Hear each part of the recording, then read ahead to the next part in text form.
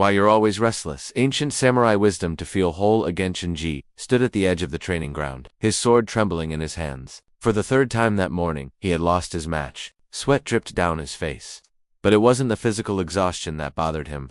It was the gnawing feeling in his chest that never seemed to go away, even when he won. Even when others praised his skill, Kenji felt incomplete, like he was chasing something that always remained just out of reach. His master, an elderly samurai named Takeshi, watched from beneath a cherry blossom tree. The old warrior had seen this restlessness before in himself, in countless students, in the very fabric of human nature.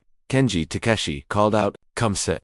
The young samurai approached reluctantly, expecting another lecture about technique or discipline. Instead, Takeshi poured 2 cups of tea and gazed at the morning sky. "Tell me," the master began, "what are you searching for?" Kenji hesitated. I want to become the greatest swordsman, to prove myself, to finally feel worthy. And when you achieve this, then you will be at peace. Yes, Kenji said, though his voice lacked conviction. Takeshi smiled gently. I once knew a samurai who thought the same. He trained harder than anyone, defeated every opponent, earned the respect of lords and emperors. Do you know what he discovered at the summit of his success? What? That he had brought his restlessness with him? It waited for him at the top, unchanged. The first teaching? The mirror and the mountain. Takeshi stood and gestured for Kenji to follow him into the garden. They stopped before a still pond that reflected the sky perfectly. What do you see? The master asked. Water, clouds, trees. Look closer. Kenji stared at his own reflection. His face looked tired, eyes uncertain despite his youth. We spend our lives climbing mountains, Takeshi explained, thinking that the view from the top will finally make us whole. But restlessness is not a problem to be solved by achievement. It's a mirror, showing us that we're living outside of ourselves. I don't understand. The old master picked up a stone and tossed it into the pond. The reflection shattered into 1,000 ripples. See how the water fights to return to stillness. This is what we do. We disturb our own peace with constant wanting, constant doing, constant becoming. We forget how to simply be. Kenji frowned. But isn't ambition important? Shouldn't we strive to improve? There is a difference, Takeshi said, between the river that flows naturally toward the sea and the river that churns against itself, trying to flow uphill. One is purposeful movement, the other is suffering. The second teaching, the sword that never rests. Back in the training hall, Takeshi retrieved an ancient katana from its stand. Unlike the polished weapons the students used, this blade showed its age-worn handle, slight imperfections in the steel. My grandfather gave me this sword, Takeshi said, along with a question that haunted me for years. When is a sword most powerful? When it's being wielded. Kenji guessed. That was my answer too. For decades, I believed a sword's purpose was in action, cutting, defending, conquering. I filled my days with endless training, endless battles, endless proof of my worth. What changed? Takeshi placed the sword back on its stand with reverence. I learned that a sword is most powerful when it rests in its sheath, with no need to be drawn. The master swordsman is not the one who fights constantly, but the one who has cultivated such presence, such completeness, that violence becomes unnecessary. He turned to Kenji. Your restlessness is like constantly drawing your sword against shadows. You fight battles that don't exist, chase victories that won't satisfy. Prove yourself to judges who aren't watching. The third teaching, the tea ceremony. That afternoon, Takeshi invited Kenji to observe the tea ceremony. Every movement was deliberate, unhurried. The master heated water, measured tea, poured with absolute presence. Notice, Takeshi whispered, how there is nowhere to rush to. This moment, this single moment, is complete in itself. Kenji watched, feeling something shift inside him. For the first time in months, he wasn't thinking about the next thing, the next goal, the next achievement. The way of tea teaches us. Ichi go ichi, one time, one meeting. Takeshi explained, each moment occurs only once in eternity. When we're always restless for the next moment, we murder the present. He handed Kenji the cup of tea. Drink, not to finish, not to move on to what's next, but to fully experience this single sip. Kenji brought the cup to his lips. The tea was bitter and warm. He noticed the steam, the ceramic texture, the silence of the room. For 3 breaths, his mind wasn't racing toward tomorrow. This is what you've been missing, Takeshi said softly. Not greater accomplishments, but deeper presence. Not more doing, but fuller being.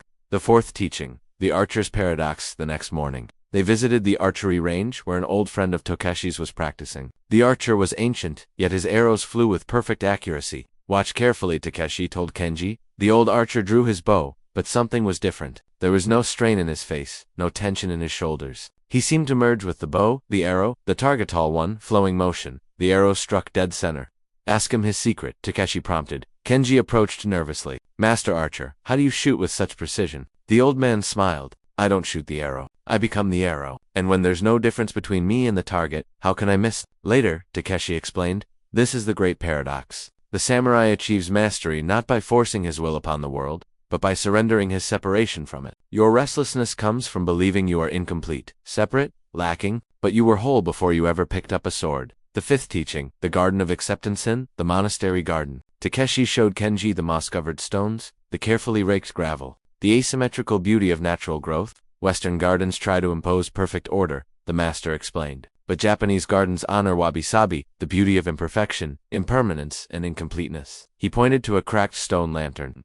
This crack does not diminish its beauty. It adds character, history, authenticity. Yet you spend your life trying to eliminate your own cracks, your fears, your doubts, your perceived inadequacies. What if they are not flaws to be fixed, but features that make you human? Kenji felt tears prick his eyes. He had spent so long hating himself for not being enough. The restless mind believes, I will be whole when I fix myself, when I achieve enough, when I become someone different. But wholeness is your nature, not your achievement. You don't need to become whole. You need to stop fragmenting yourself with judgment. The final teaching, the practice on the seventh day.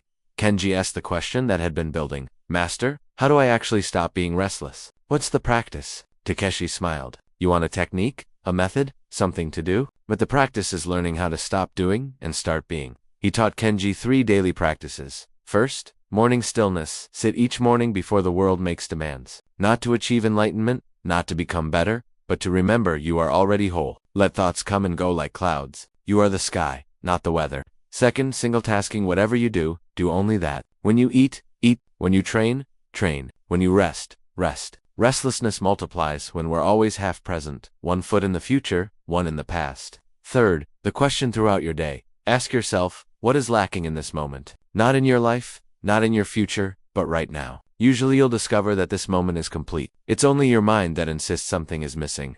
The return weeks passed. Kenji still trained with the sword, but something fundamental had changed. He no longer fought to prove anything. Each movement became meditation, each breath a return home to himself. One day, during a match, he noticed his old restlessness, rising the need to win, to dominate, to be enough. But instead of fighting it, he observed it with gentle curiosity. Ah, there's that old pattern, he thought. Hello, fear. I see you. The feeling passed like a cloud, and beneath it was something steady, something that had always been there.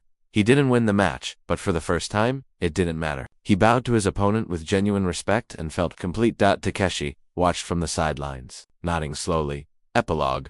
The letter years later, when Kenji had students of his own, he found a letter Takeshi had written him. Dear Kenji, the restlessness you feel is not your enemy. It's a teacher pointing you home. It says, you've wandered far from yourself. You've made yourself into a project, a problem, a future achievement. Come back. Be here. Be whole. Wholeness is not built, it's remembered. Peace is not earned, it's surrendered to. You are not incompletive, just been taught to see yourself that way. The samurai's ultimate victory is not over others, but over the illusion of separation from life itself. When you stop fighting yourself, you become undefeatable. When you stop chasing peace, it finds you. When you accept this moment as enough, you discover it always was. This is the ancient wisdom. You are already home. You just forgot how to notice. With respect. Kenji folded the letter carefully and looked at his own students. Seeing in their eyes the same restlessness he once carried, he smiled. Come, he said gently. Let me teach you how to stop fighting shadows and start living in the light. And beneath the cherry blossoms, the teaching continued generation after generation, each learning the same timeless truth. You are already whole, you always were. The journey is simply remembering.